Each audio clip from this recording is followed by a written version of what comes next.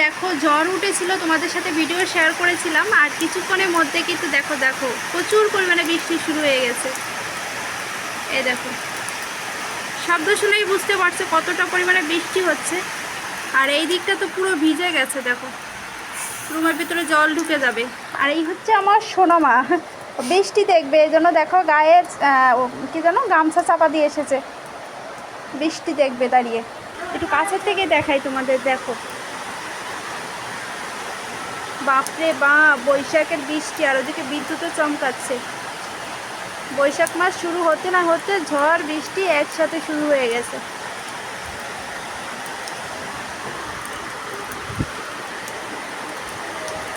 আহা শান্তি, মানে প্রচণ্ড পরিমাণে আজকে গরম পড়েছিল জানো তো। যখন স্কুলে গিয়েছিলাম মেয়েকে নিয়ে, এতটা গরম পড়েছে মনে হচ্ছে বৃষ্টি হওয়ার প্রয়োজন ছিল। ওই দেখো মেঘ ডাকছে। চলো টাটা।